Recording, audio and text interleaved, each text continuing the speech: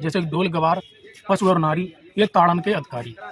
अब अगर इसमें ढोल का जिक्र नहीं किया जाता, हो सकता है बुद्धिजीवी लोग बहुत से हैं, अगर ढोल का जिक्र ना किया जाता तो इसे घुमाया भी जा सकता था। क्या ढोल को देखकर या ताड़ कर बजाया जा सकता है?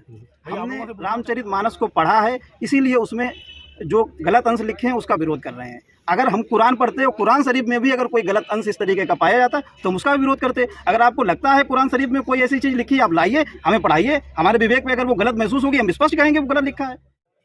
हाल ही में समाजवादी पार्टी के नेता और एमएलसी स्वामी प्रसाद मौर्य के द्वारा रामचरितमानस की कुछ चौपाइयों को लेकर आपत्ति व्यक्त की गई थी, जिसको लेकर कुछ लोग विरोध में खड़े हो गए और कुछ लोग उनके समर्थन में खड़े हो गए।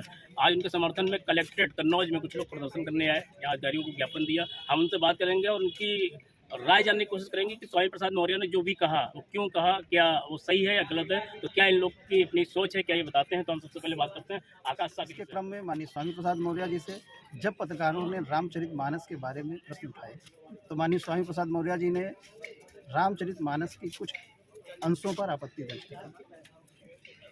उस आपत्ति के विरोध में भारतीय जनता पार्टी के लोग अपने एजेंडे के अनुसार पूरे प्रदेश का माहौल ख़राब करने की नीयत से कोई गला काटने की बात कर रहा है, कोई जीभ काटने की बात कर रहा है। यहाँ तक कि एक साधु का हम वीडियो देख रहे थे, वो बोले कि हम तलवार ले आए हैं, नहीं उनका गर्दन काटने के लिए। तो इस तरीके की चीज़ें आज के आज़ाद भारत में स्वीकार नहीं है। इसलिए हम सब लोग माननीय स्वामी प्रसाद मौर्य जी के समर्थन में आज यहाँ इकट्ठे हुए। लेकिन स्वामी प्रसाद मौर्य जब तक भाजपा में रहे वो जय श्री राम और जय राम सब कुछ करते रहे, आज तक आपत्ति नहीं जताई। लेकिन जैसे समाजवादी पार्टी में गए वैसे उनकी विचारधारा बदल गई, वजह क्या रही? पहली चीज़ तो जय राम जय श्री राम या किसी भी आराध्य के लिए कोई बात नहीं उठाई गई, ना ही रामचरितमानस किसी आराध्य द्वारा लिखी गई है। रामचरितमानस इस देश में कई कवि और लेखक हुए, उसमें से एक गोस्वामी तुलसीदास जी भी हुए, उनके द्वारा रचित ग्रंथ है और उस पर उंगली उठाई। रही बात भाजपा में रहने पर क्यों नहीं उठाई, मीडिया बंधु ने जब अभी उनसे प्रश्न किया तो उसका जवाब उन्होंने इस समय दिया। अगर आपने उस समय पूछा होता तो शायद उस समय भी आपको जवाब मिल जाता। अच्छा, हम आपसे जानना चाह रहे हैं कि जो उन्होंने चौपाई का जिक्र किया है, ढोल गवार शूद्र और नारी, इसका सही अर्थ क्या है आपकी नज़रों में? हमारी नज़र में तो सही अर्थ जो उस किताब में लिखा है वही अर्थ हम मानेंगे। उस किताब में स्पष्ट रूप से लिखा है कि ढोल गवार शूद्र पशु और नारी ये सब दंड के अधिकारी हैं, जिसको अब कुछ संस्करणों में संशोधित करके शिक्षा के अधिकारी कर दिया गया। और कुछ लोग भारतीय जनता पार्टी के लोग जो है उसको कहते हैं कि देखने के लिए लिखा है। किसी के कहने से कुछ नहीं माना जाएगा। जो चीज़ किताब में लिखी है, स्पष्टता लिखी है, हम उसको मानेंगे या किसी के कहने। अगर कोई सही कह रहा है तो उस किताब में संशोधन कर दीजिए। आपके हिसाब से ताड़ना का मतलब है किसी को घूरना, देखना? नहीं, हमारे हिसाब से ताड़ना अगर तो दंड देना, जो किताब में लिखा है दंड देना। और हमारे हिसाब से नहीं है, ना हमारे हिसाब से ये देश चलेगा, ना हमारे हिसाब से कोई धर्म ग्रंथ में लिखी बात मानी जाएगी। उस धर्म ग्रंथ में स्पष्ट लिखा है, उस काव्य में लिखा है, हम आपको उसकी प्रतियां भेज देंगे, उसमें स्पष्ट लिखा है कि ताड़ना मतलब दंड, ताड़ना के अधिकारी मतलब दंड के अधिकारी। इस चीज़ का आप लोग विरोध करें? बिल्कुल, इस चीज़ का उसमें कई अंश ऐसे हैं, जय वरदानम तेली कुम्हारा सुपच की रात कोल करवारा, तेली कुम्हार को चंडाल कोल कलवार, ये सब वर्ण में नीच हैं। ये स्पष्ट लाइनें लिखी हैं रामचरितमानस में, इसका विरोध करते हैं। चलिए, हमारे साथ में भीम आर्मी के जिलाध्यक्ष भी हैं, हम इनसे बात करेंगे और इनकी भी राय जानेंगे। भैया, क्या किस वजह से आते हैं आप लोग? यहाँ पर अभी एक विवाद चल रहा है रामचरितमानस का, जो स्वामी प्रसाद मौर्य जी ने कुछ पंक्तियों का जिक्र किया है, जैसे कि ढोल गवार पशु और नारी ये ताड़न के अधिकारी। अब अगर इसमें ढोल का जिक्र नहीं किया जाता, हो सकता है बुद्धिजीवी लोग बहुत से हैं, अगर ढोल का जिक्र ना किया जाता तो इसे घुमाया भी जा सकता था।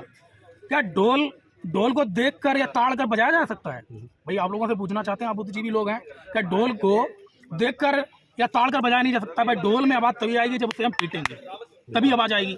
ठीक है भाई, क्या है ढोल गवार पशु और नारी ये ताड़न के अधिकारी। भाई, ताड़ने का मतलब डांटना, पीटना या दंड देना होता है कि जब तक शूद्रों को दंड नहीं दिया जाएगा, पीटा नहीं जाएगा, ये सीधे नहीं चलेंगे।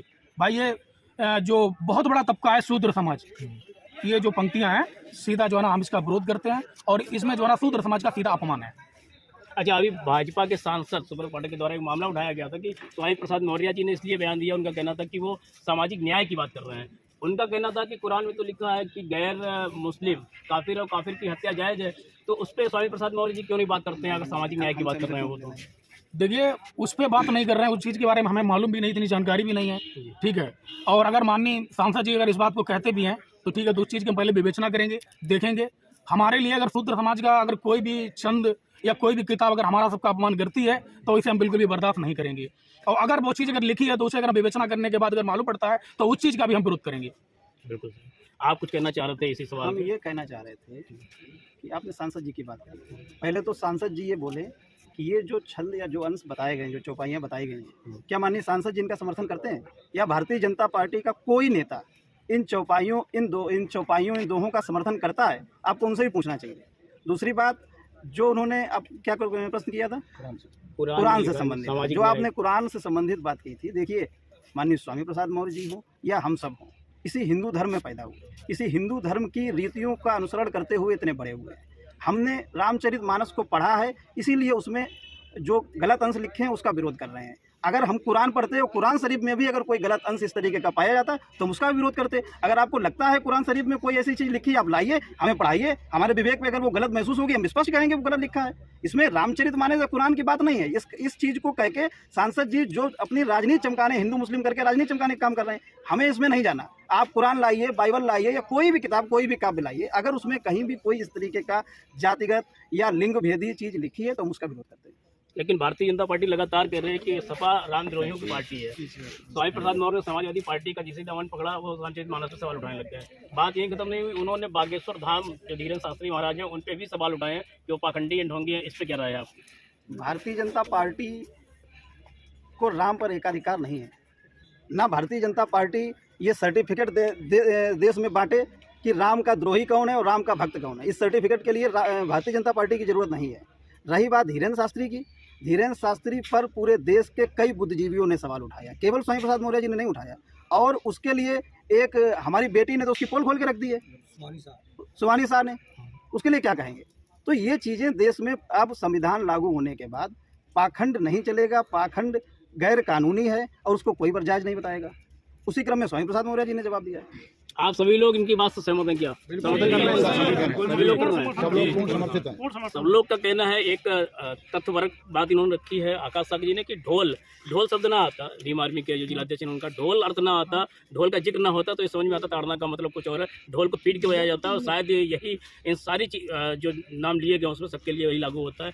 तो इन लोग की आपत्ति ये है कि अगर ऐसा कहीं शूद्र, गवार, ढोल, पशु, नारी इनके लिए कहा गया है तो इस चौपाई को बदला जाए, यही मांग है आप लोगों की? जी बिल्कुल। इसके अलावा इनका कोई विरोध नहीं है, कोई लेना देना नहीं है। सिर्फ उन शब्दों का उसका अर्थ जो है या तो उसको समझाया जाए ठीक से बुद्धिजीवियों द्वारा या उसको बदला जाए।